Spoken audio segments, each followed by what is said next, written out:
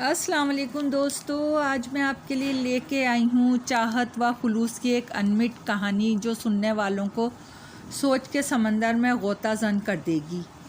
یہ ان دنوں کی بات ہے جب میرے پاس اپنا بہت کام کا دباؤ تھا۔ اکثر و بیشتر مجھے اپنے کام کے سلسلے میں رات گئے تھے اپنے آفس میں رکنا پڑتا تھا، کیونکہ میرا ایک ناول زیر طبع تھا۔ اس وجہ سے زیادہ لیٹ گھر پہنچنا میرا معمول بن گیا تھا۔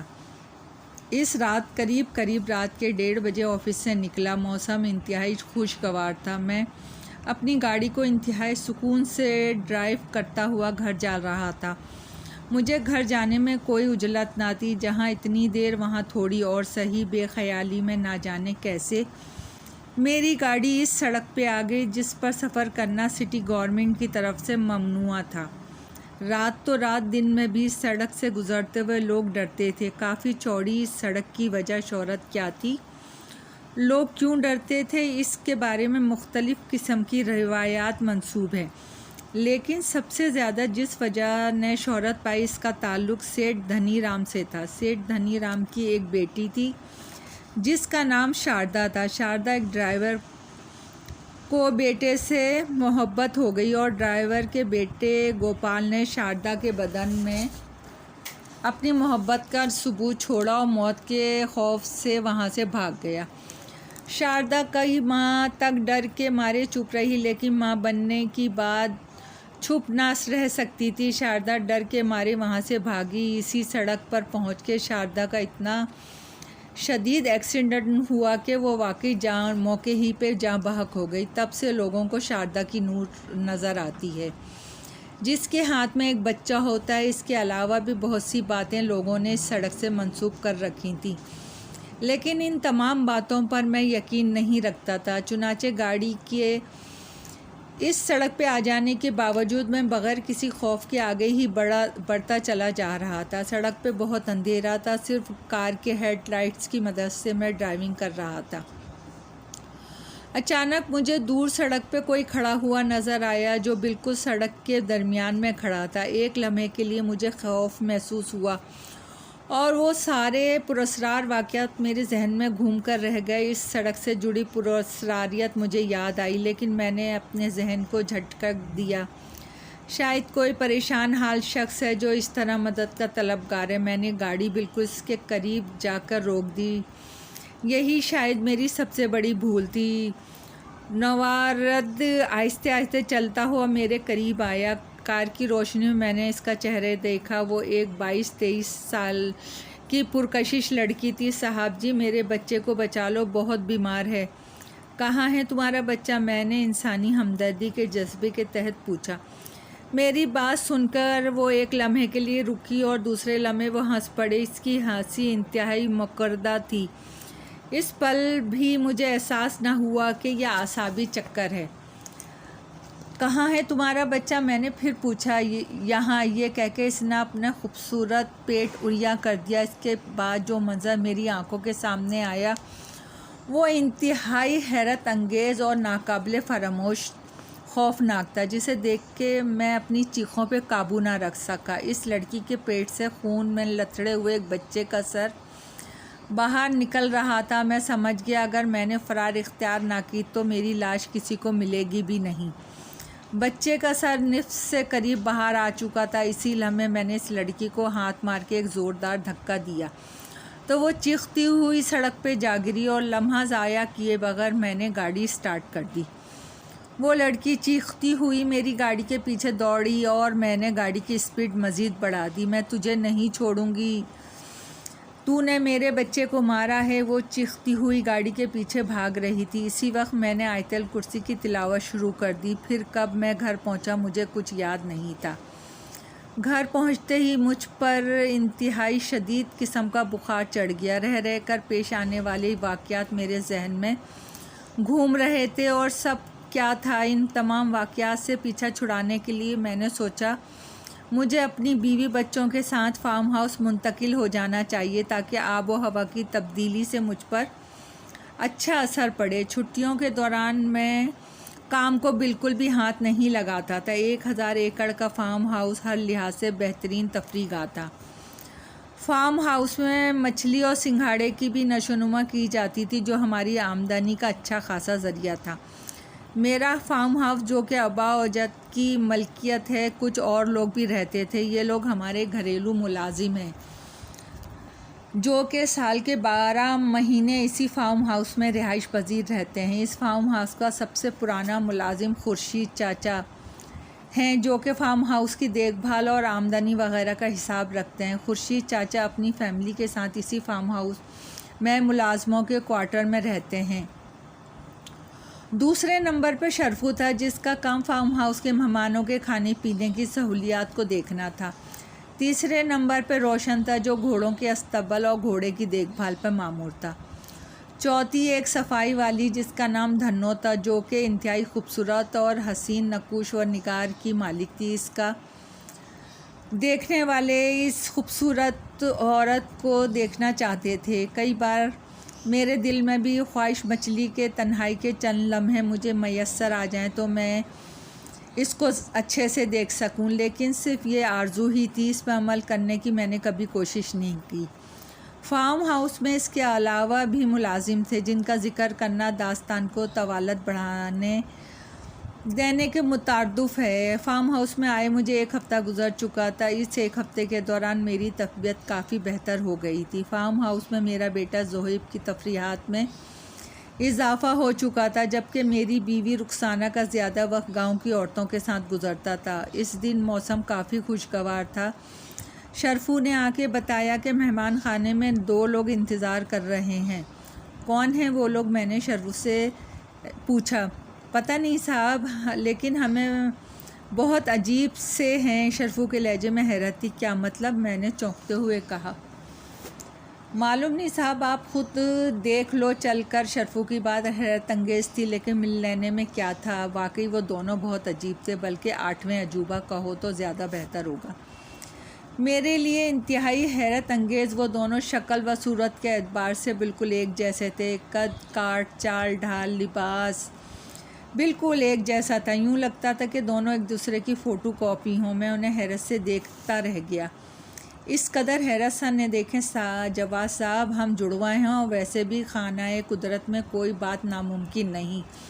وہ دونوں یک زبان ہو کے بولے۔ میرے لیے یہ حیرت کا دوسرا جھٹکا تھا، کیونکہ وہ دونوں بولتے بھی ساتھ تھے۔ واقعی خانہ قدرت میں کوئی بات ناممکن نہیں، میں نے حیرت سے کہا۔ ہم دونوں مطلب کی بات کریں؟ وہ دونوں ساتھ ساتھ بولے۔ جی، میں نے حیرت کے خول سے باہر آتے ہوئے کہا۔ دراصل ہمیں ایک ناول لکھوانا ہے۔ وہ دونوں صوفے پہ بیٹھتے ہوئے بولا۔ آپ میری سیکریٹری سے بات کر لیں، وہی ڈیل کرتی ہے۔ میں نے خفگی سے کہا۔ آپ کی سیکریٹری سے بات کی تھی، لیکن اس نے منع کر دیا۔ وہ دونوں ایک ساتھ بولے۔ آپ دونوں ایک ایک کر کے بات کریں، ساتھ بولنا ضروری ہے کیا؟ میں نے غصے سے کہا۔ مجبوری ہے جناب، ہم کوئی بھی کام ایک دوسرے کی مدد کے بغیر نہیں کر سکتے۔ ان کے لہجے میں دکھ تھا۔ مگر کیوں؟ یہ ایک ایسا راز ہے جس سے ہماری زندگی جڑی ہوئی ہے، جس کے فاش ہونے پہ ہماری موت واقع ہو جائے گی۔ ان دونوں نے جھرجھری لیتے ہوئے کہا۔ میری سیکریٹری نے آپ کو منع کیوں کیا تھا؟ میں نے بات بدلتے ہوئے پوچھا۔ اس نے کہا، آپ 1 ماہ تک کوئی کام نہیں کرتے اور ہمیں 1 ہفتے کے اندر ناول چاہیے۔ میری سیکریٹری کافی سمجھدار ہے، اس نے بالکل ٹھیک کہا۔ 1 ماہ کے بعد میں حاضر خدمت ہوں گا، میں نے مسکراتے ہوئے کہا۔ اسی دوران شرفو چائے وغیرہ لے آیا۔ نہیں، 1 ماہ تو دیر ہو جائے گی، کیونکہ یہ ناول ہوگا جو کہ نہ تو طباعت کے لیے جائے گا، نہ ہی تشہیر ہوگی۔ پیسے وہ ملیں گے جو آج تک کسی نے نہیں آپ کو دیے ہوں گے۔ اسی لمحے شاید یہ میری بدقسمتی تھی، میرا بیٹا زہیب کمرے میں داخل ہوا۔ وہ دونوں زہیب کو بہت پرشوق نگاہوں سے دیکھنے لگے۔ یہ میرے بیٹا زہیب ہے، بہت پیارا بچہ ہے۔ وہ دونوں میری بات کا جواب دینے کے بجائے زہیب کو یکٹک دیکھ رہے تھے۔ مجھے ایسا لگا ان کی نگاہیں میرے بچے کے وجود کے آر پار ہو رہی ہوں، جیسے کوئی قصائی کسی بکرے کو دیکھ رہا ہو۔ وہ دونوں زہیب کی طرف اور زہیب ان کی طرف بے حد محبت سے دیکھ رہا تھا۔ زہیب، تم باہر جاؤ بیٹا۔ میری بات سن کے زہیب نے ان کی طرف دیکھا اور باہر چلا گیا۔ وہ دونوں زہیب کی طرف دیکھتے رہے۔ مجھے ان دونوں مسخروں پہ انتہائی قسم کا غصہ آ رہا تھا۔ آپ دونوں چائے پئیں اور پھر چلے جائیں۔ میری بات سن کے مسکرانے لگے۔ ہم آپ کو 10 لاکھ دیں گے ناول کا۔ 10 لاکھ؟ ان کی بات سن کر میرا منہ حیرت سے کھل گیا۔ آپ کو لکھوانا کیا ہے؟ میں بے ساختہ پوچھ بیٹھا۔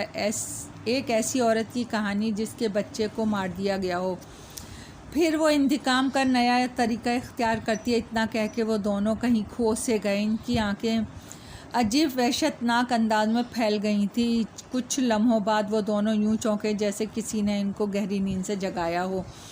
ان کی آنکھوں میں اب عجیب سی ویرانی ناچنے لگی تھی۔ آپ سوچ لیں جواز صاحب، آپ کو ناول لکھنا ہوگا۔ ان دونوں نے پلاٹ سناتے سناتے ہی بات بدل دی اور بالکل آرڈر سے انداز میں بولنے لگے۔ آپ دونوں جا سکتے ہیں، میں آپ کو سوچ کے جواب دوں گا۔ ناول تم کو تو لکھنا ہوگا، ورنہ… وہ دونوں وحشت زدہ لہجے میں بولے۔ ان کے اس طرح کے لب و لہجے میں چونک کر مجھے اپنی توہین کا احساس کچوکے لگانے لگا۔ دفع ہو جاؤ یہاں سے، میں غصے سے دھاڑا۔ ناول تو تم کو لکھنا ہوگا، ورنہ تم پچھتاؤ گے۔ یہ کہتے ہوئے کمرے سے باہر نکل گیا۔ ان کے لب و لہجہ، ان کے انداز سے ایسا لگ رہا تھا جیسے وہ کسی کے ٹرانس میں آ گئے ہوں، ورنہ وہ پلاٹ سناتے وقت بالکل ٹھیک تھے۔ آخر وہ کس کے ٹرانس میں آ گئے تھے؟ وہ کون تھا جو دور ہوتے ہوئے بھی ان کے قریب تھا؟ وہ کون تھا جو ناول لکھوانا چاہتا تھا مگر شائع نہیں کروانا چاہتا تھا؟ ان کے اس بدلے ہوئے رویے نے مجھے کافی پریشان کر دیا تھا۔ میں کسی زمانے میں چوئنگم بہت شوق سے استعمال کرتا تھا، خاص طور پہ ان دنوں جب میں نے سگریٹ چھوڑنے کی کوشش کی تھی۔ آج جب میں نے زہیب کے ہاتھ میں چوئنگم دیکھی تو میں چونک پڑا۔ کہاں سے آئی بیٹا؟ اس نے زہیب سے استفسار کیا۔ ابو، دونوں انکلوں نے دی ہے، زہیب معصومانہ لہجے میں بولا۔ میں نے تم سے کتنی بار کہا ہے کسی اجنبی کی کوئی چیز نہیں لیتے۔ سوری ابو، آئندہ خیال رکھوں گا۔ اوکے بیٹا، میں نے کہا۔ کاش میں نے اسی وقت زہیب سے وہ چوئنگم چھین لی ہوتی تو شاید میری زندگی کے لیے پچھتاوا نہ بنتی۔ کاش میں اس طرح کے دل ہلا دینے والے واقعات کا حصہ نہ بنتا۔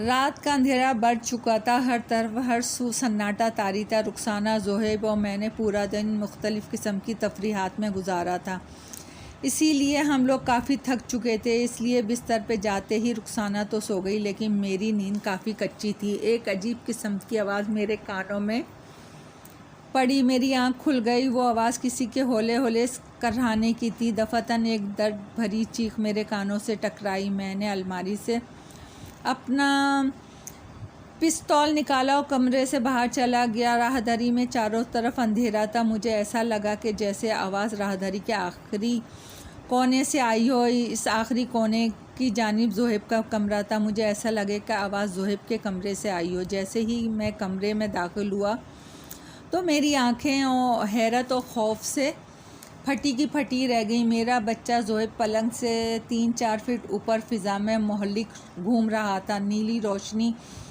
اس کے پورے وجود پہ محیط بالکل کسی چادر کی طرح تنی ہوئی تھی۔ وہ نیلی روشنی اس کے حصار میں جکڑا ہاتھ پاؤں ہلا رہا تھا۔ نیچے وہی دونوں جڑواں بھائی کھڑے سے دیکھ رہے تھے۔ زہیب، میرے بچے! میں نے چلا کے آواز لگائی۔ زہیب کے بجائے ان دونوں نے مجھے پلٹ کے دیکھا۔ دوسرے لمحے ان کی آنکھوں میں حقارت ناچنے لگی۔ دفعتاً ان کے ہاتھ سیدھے ہوئے اور مکہ بنا کر میری طرف آئے۔ ان کے مکے کا وار بڑا ہی زوردار تھا۔ میں جیسے اڑتا ہوا کمرے سے باہر نکل گیا، پوری قوت سے راہداری کے پہلے سرے سے جا ٹکرایا۔ میں نے اٹھنے کی کوشش کی لیکن میں نہ اٹھ سکا۔ مجھے اپنے سر میں شدید درد محسوس ہو رہا تھا۔ سر کے پچھلے حصے میں چپچپاہٹ محسوس ہو رہی تھی، شاید میرا سر پھٹ گیا تھا اور خون نکل رہا تھا۔ اچانک میری نظر فرش پہ پڑی۔ میں نے دیکھا کہ ایک عجیب لجی سی چیز فرش پر رینگتی ہوئی میری جانب بڑھ رہی ہے۔ میرے حلق سے چیخ نکل گئی، ساتھ ہی میری آنکھ کھل گئی۔ پہلے تو خود میری سمجھ میں نہ آیا۔ جب حواس بحال ہوئے تو میں مسکرا دیا تو گویا یہ خواب تھا، لیکن بڑا ہی خوفناک اور دہشت ناک تھا۔ لیکن نہ جانے کیوں مجھے سر میں درد محسوس ہو رہا تھا۔ اس کے بعد میں کافی دیر تک جاگتا رہا اور پھر سو گیا۔ صبح کافی دیر سے میری آنکھ کھلی، سر میں درد ابھی تک محسوس ہو رہا تھا۔ ایسا لگ رہا تھا کہ درد کی شدت سے میرا سر پھٹ جا رہا ہو۔ خیر، جیسے تیسے باہر آئے تو میں نے دیکھا زہیب دروازے پہ کھڑا چوئنگم چبا رہا ہے۔ ایسا کرتے وقت اس کے چہرے کی رگیں ابری ہوئی تھیں، یوں لگ رہا تھا کہ اس کے جبڑے تھک چکے ہوں۔ زہیب کی حرکت دیکھ کے میرا بلڈ پریشر ایک دم بڑھ گیا۔ صبح صبح زہیب کی حرکت بہت ہی معیوب تھی۔ سر میں شدید درد کی وجہ سے زہیب کا عمل مجھے اور بھی برا لگا۔ زہیب، تمہیں ذرا بھی تمیز نہیں ہے کہ صبح صبح میں نے انتہائی سخت لہجے میں کہا۔ یہ دیکھ کے میں انتہائی حیرت زدہ رہ گیا کہ زہیب کی آنکھوں میں آنسو ٹپکنے لگے، جبکہ اس کے جبڑے مسلسل چنگم کی چگالی میں مصروف تھے۔ میں خود ایسا نہیں کر رہا ابو، زہیب نے پھنسی پھنسی آواز میں کہا۔ کیا مطلب ہے تمہارا؟ تم ایسا نہیں کر رہے تو کون کر رہا ہے؟ میں نے حیرت زدہ لہجے میں پوچھا۔ ابو، یہ چوئنگ گم مجھے چبا رہا ہے۔ فوری طور پر مجھے کچھ سمجھ نہیں آیا اس کی احمقانہ بات کا کیا مطلب نکالوں۔ پھر بھی مجھے معلوم تھا زہیب مجھ سے جھوٹ نہیں بول سکتا، جبکہ زہیب کی حالت بالکل میرے سامنے تھی۔ اس کی آنکھیں پھٹی ہوئی، چہرہ وحشت زدہ ویران، جبکہ جبڑے بالکل نیلے پڑے ہوئے تھے۔ ضرور کوئی نہ کوئی گڑبڑ ہے۔ دفعتاً مجھے وہ رات آ گئی جس رات میں اس سڑک پر ایک غیر انسانی مخلوق سے میرا پالا پڑا تھا۔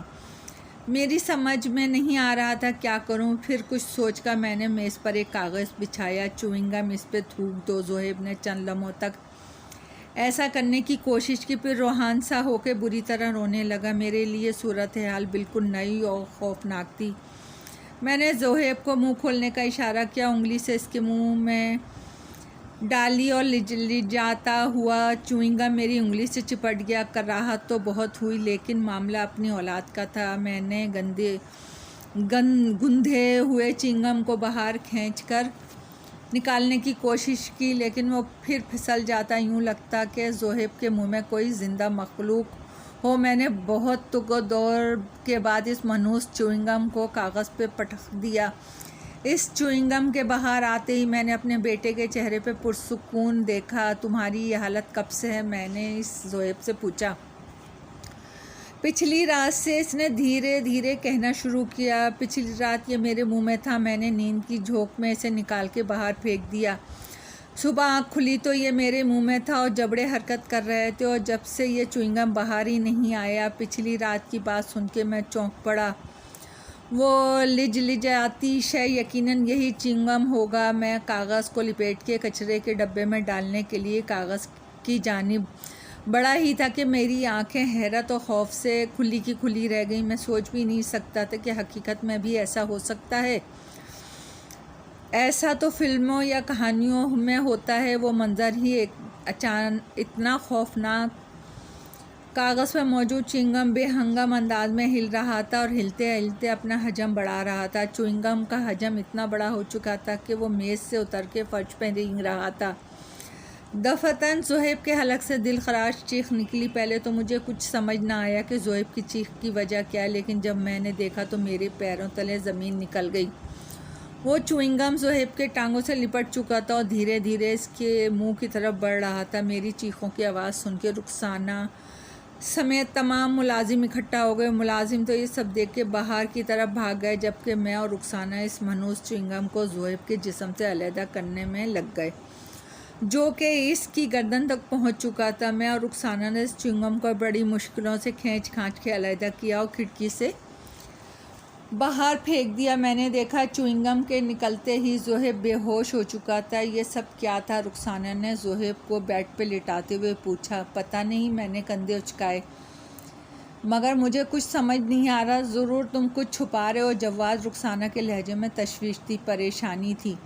میں نے رخسانہ کو مختصر ان جڑواں بھائیوں کے بارے میں بتایا، جسے سن کے وہ پریشان ہو گئی۔ رخسانہ ایک ماں تھی جس کا پریشان ہونا قدرتی بات ہے۔ دفعتاً مجھے اپنے ارد گرد ایک عجیب سا احساس محسوس ہوا، جیسے میرے آس پاس کوئی موجود ہے۔ یہ احساس انتہائی قوی تھا۔ دفعتاً میں نے رخسانہ کے بالکل پیچھے کسی کو ظاہر ہوتے ہوئے دیکھا۔ وہ سایہ، وہ وجود اب بالکل میرے سامنے تھا۔ وہ سفید ساڑی میں لپٹی ہوئی کسی عورت کا سایہ تھا۔ اس کے کھلے بال شانوں پہ لہرا رہے تھے۔ وہ آہستہ آہستہ چلتی ہوئی زہیب کے بیڈ کے پاس آ گئی۔ اس کا چہرہ جیسے میرے سامنے آیا تو میں چونک گیا۔ یہ وہی عورت تھی جو مجھے اس دن سڑک پہ ملی تھی۔ وہ آہستہ آہستہ زہیب پہ جھک گئی دوستو کہانی ابھی جاری ہے، پسند آئے تو لائک اور سبسکرائب ضرور کیجیے گا، آپ کی دعاؤں کی طلبگار۔